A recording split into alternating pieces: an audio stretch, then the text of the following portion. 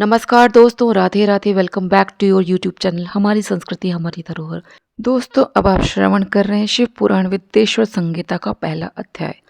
प्रयाग में सूत जी से मुनियों का तुरंत पाप नाश करने वाले साधन के विषय में प्रश्न, जो आदि से लेकर अंत में है, नित्य मंगलमय है, जो आत्मा के स्वरूप को प्रकाशित करने वाले हैं, जिनके 5 मुख हैं और जो खेल खेल में जगत की रचना, पालन और संहार तथा अनुग्रह एवं तिरोभाव रूप 5 प्रबल कर्म करते हैं, उन सर्वश्रेष्ठ अजर अमर उमापति भगवान शंकर का मैं मन ही मन चिंतन करता हूँ। व्यास जी कहते हैं, धर्म का महान क्षेत्र जहाँ गंगा यमुना का संगम है, उस पुण्यमय प्रयाग जो ब्रह्मलोक का मार्ग है, वहां एक बार महातेजस्वी महाभाग महात्मा मुनियों ने विशाल यज्ञ का आयोजन किया। उस ज्ञान यज्ञ का समाचार सुनकर पौराणिक शिरोमणि व्यास जी के शिष्य सूत जी वहां मुनियों के दर्शन के लिए आए। सूत जी का सभी मुनियों ने विधिवत स्वागत व सत्कार किया तथा उनकी स्तुति करते हुए हाथ जोड़कर उनसे कहा, हे सर्वज्ञ विद्वान रोमहर्षण जी, आप बड़े भाग्यशाली हैं। आपने स्वयं व्यास जी के मुख से पुराण विद्या प्राप्त की है। आप आश्चर्य स्वरूप कथाओं का भंडार हैं। आप भूत भविष्य और वर्तमान के ज्ञाता हैं। हमारा सौभाग्य है कि आपके दर्शन हुए। आपका यहाँ आना निरर्थक नहीं हो सकता। आप कल्याणकारी हैं। उत्तम बुद्धि वाले सूत जी, यदि आपका अनुग्रह हो तो गोपनीय होने पर भी आप शुभाशुभ तत्व का वर्णन करें, जिससे हमारी तृप्ति नहीं होती और उसे सुनने की हमारी इच्छा ऐसे ही रहती है। कृपा कर उस विषय का वर्णन करें। घोर कलयुग आने पर मनुष्य पुण्य कर्म से दूर होकर दुराचार में फंस जाएंगे, दूसरों की बुराई करेंगे, पराई स्त्रियों के प्रति आसक्त होंगे, हिंसा करेंगे, मूर्ख नास्तिक और पशु बुद्धि हो जाएंगे, प्रवृत्ति बढ़ जाएगी, ब्राह्मण लोभी हो जाएंगे और वेद बेचकर धन प्राप्त करेंगे, मद से मोहित होकर दूसरों को ठगेंगे, पूजा पाठ नहीं करेंगे और ब्रह्म ज्ञान से शून्य होंगे। क्षत्रिय अपने धर्म को त्याग कर कुसंगी, पापी और व्याभिचारी हो जाएंगे। शौर्य से रहित हो वे शूद्रों जैसा व्यवहार करेंगे और काम के अधीन हो जाएंगे। वैश्य धर्म से विमुख हो संस्कार भ्रष्ट होकर कुमार की, धनोपार्जन परायण होकर नाप तौल में ध्यान लगाएंगे। शूद्र अपना धर्म कर्म छोड़कर अच्छी वेशभूषा से सुशोभित हो व्यर्थ घूमेंगे। वे कुटिल और ईर्ष्यालु होकर अपने धर्म के प्रतिकूल हो जाएंगे। कुकर्मी और वाद विवाद करने वाले होंगे। वे स्वयं को कुलीन मानकर सभी धर्मों और वर्णों में विवाह करेंगे।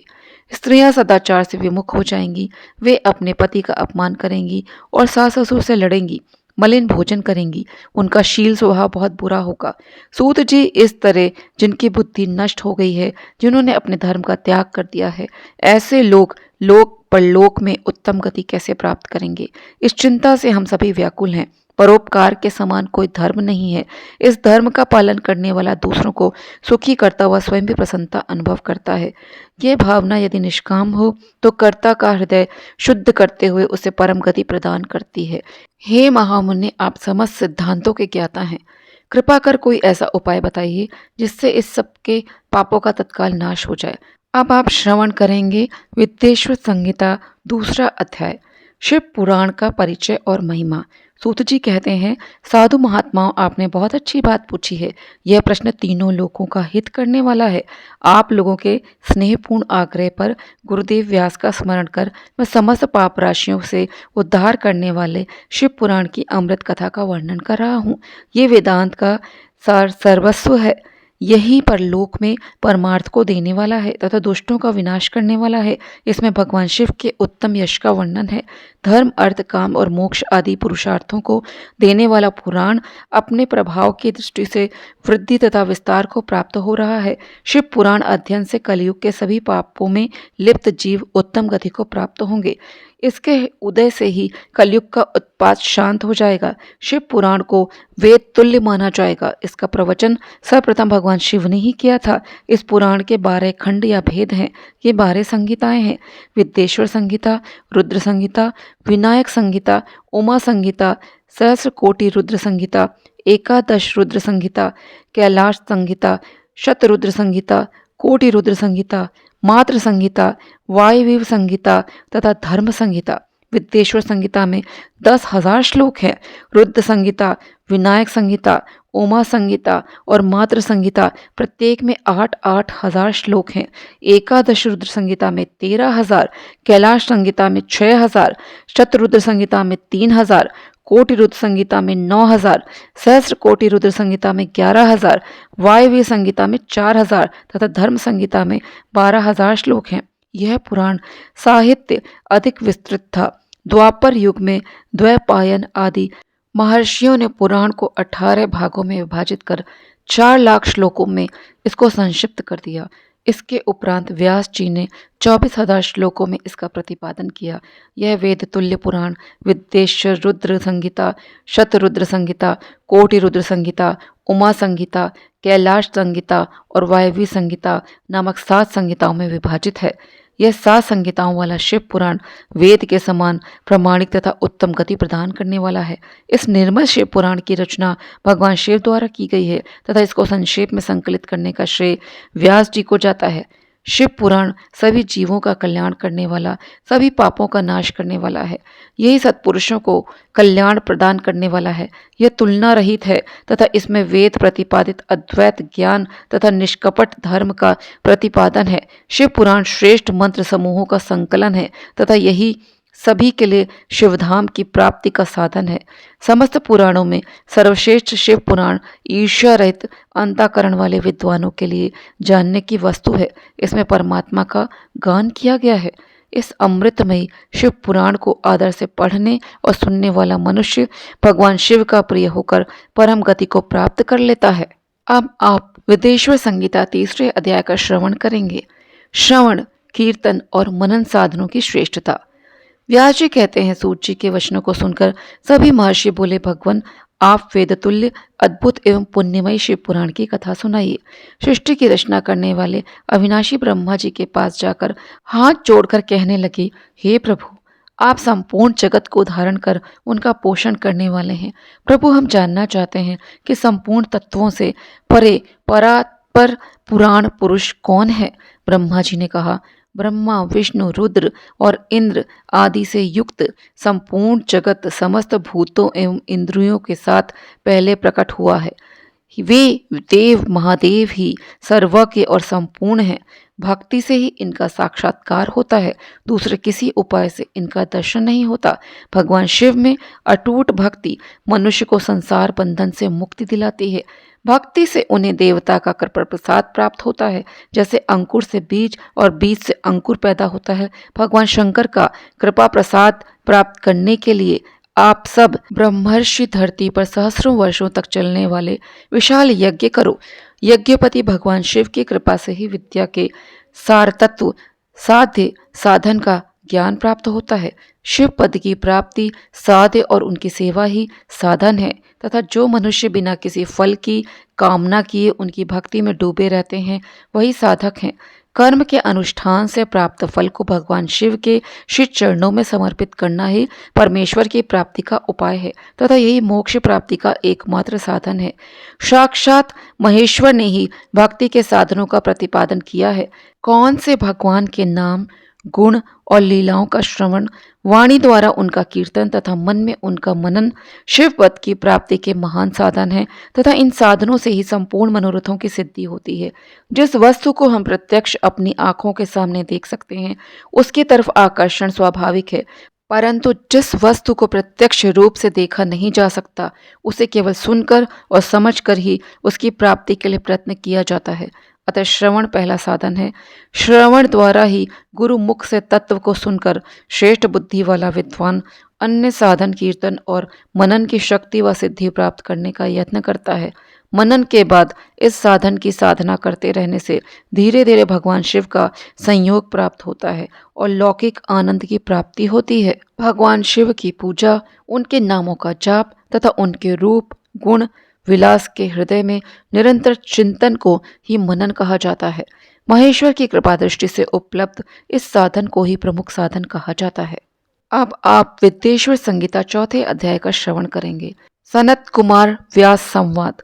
सूत जी कहते हैं, हे मुनियों, इस साधन का महात्म्य बताते हुए मैं एक प्राचीन वृत्तांत का वर्णन करूंगा जिसे आप ध्यानपूर्वक सुने। बहुत पहले की बात है। पराशर मुनि के पुत्र मेरे गुरु व्यास देव जी सरस्वती नदी के तट पर तपस्या कर रहे थे। एक दिन सूर्य के समान तेजस्वी विमान से यात्रा करते हुए भगवान सनत कुमार वहां आ पहुंचे। मेरे गुरु ध्यान में मग्न थे। जागने पर अपने सामने सनत कुमार जी को देखकर वे बड़ी तेजी से उठे और उनके चरणों का स्पर्श कर उन्हें अर्घ देकर योग्य आसन पर विराजमान किया। प्रसन्न होकर सनत कुमार जी गंभीर वाणी में बोले, मुनि तुम सत्य का चिंतन करो। सत्य तत्व का चिंतन ही श्रेय प्राप्ति का मार्ग है। इसी से कल्याण का मार्ग प्रशस्त होता है। यही कल्याणकारी है। यह सब जीवन में आ जाता है तो सब सुंदर हो जाता है। सत्य का अर्थ है सदैव रहने वाला। इस काल का कोई प्रभाव नहीं पड़ता। यह सदा एक समान रहता है। सनत कुमार जी ने महर्षि व्यास को आगे समझाते हुए कहा, महर्षि सत्य पदार्थ भगवान शिव ही हैं। भगवान शंकर का श्रवण कीर्तन और मनन ही उन्हें प्राप्त करने के सर्वश्रेष्ठ साधन है। पूर्व काल में मैं दूसरे अनेकानेक साधनों के भ्रम में पड़ा घूमता हुआ मंदराचल पर्वत पर जा पहुंचा। कुछ समय बाद महेश्वर शिव की आज्ञा से सबके साक्षी तथा शिव गणों के स्वामी नंदिकेश्वर वहां आए और स्नेहपूर्वक मुक्ति का साधन बताते हुए बोले, भगवान शंकर का श्रवण कीर्तन और मनन ही मुक्ति का स्तोत्र है। यह बात मुझे स्वयं देवादिदेव भगवान शिव ने बताई है। अतः तुम इन्हीं साधनों का अनुष्ठान करो। व्यास जी से ऐसा कहकर अनुगामियों सहित सनत कुमार ब्रह्मधाम को चले गए। इस प्रकार इस उत्तम वृत्तांत का संक्षेप में मैंने वर्णन किया है। ऋषि बोले, सूत जी आपने श्रवण कीर्तन और मनन को मुक्ति का उपाय बताया है, किंतु जो मनुष्य इन तीनों साधनों में असमर्थ है वह मनुष्य कैसे मुक्त हो सकता है? किस कर्म के द्वारा बिना यत्न के ही मोक्ष मिल सकता है? अब आप विद्येश्वर संहिता के 5वें अध्याय का श्रवण करेंगे। शिवलिंग का रहस्य एवं महत्व। सूत जी कहते हैं, हे शौनक जी, श्रवण कीर्तन और मनन जैसे साधनों को करना प्रत्येक के लिए सुगम नहीं है। इसके लिए योग्य गुरु और आचार्य चाहिए। गुरु मुख से सुनी गई वाणी मन की शंकाओं को दग्ध करती है। गुरु मुख से सुने शिव तत्व द्वारा शिव के रूप स्वरूप के दर्शन और गुणानुवाद में रसानुभूति होती है। तभी भक्त कीर्तन कर पाता है। यदि ऐसा कर पाना संभव न हो तो मोक्षार्थी को चाहिए कि वह भगवान शंकर के लिंग एवं मूर्ति की स्थापना करके रोज उनकी पूजा करे। उसे अपनाकर वह इस संसार सागर से पार हो सकता है। संसार सागर से पार होने के लिए इस तरह की पूजा आसानी से भक्तिपूर्वक की जा सकती है।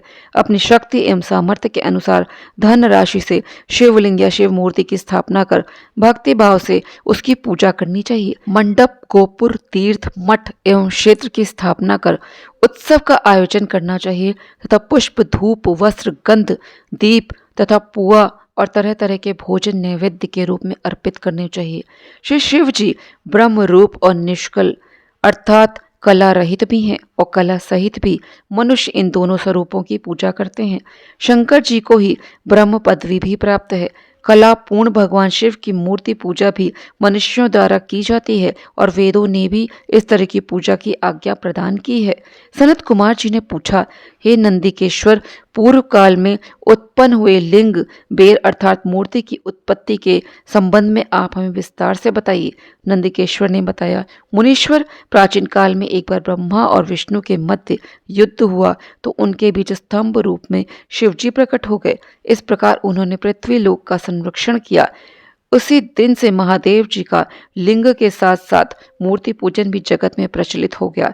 अन्य देवताओं की साकार अर्थात मूर्ति पूजा होने लगी जो कि अभीष्ट फल प्रदान करने वाली थी, परंतु शिव जी के लिंग और मूर्ति दोनों रूप ही पूजनीय है। दोस्तों, आप लोग मेरे साथ इस कथा में बने रहे, इसके लिए आपका धन्यवाद।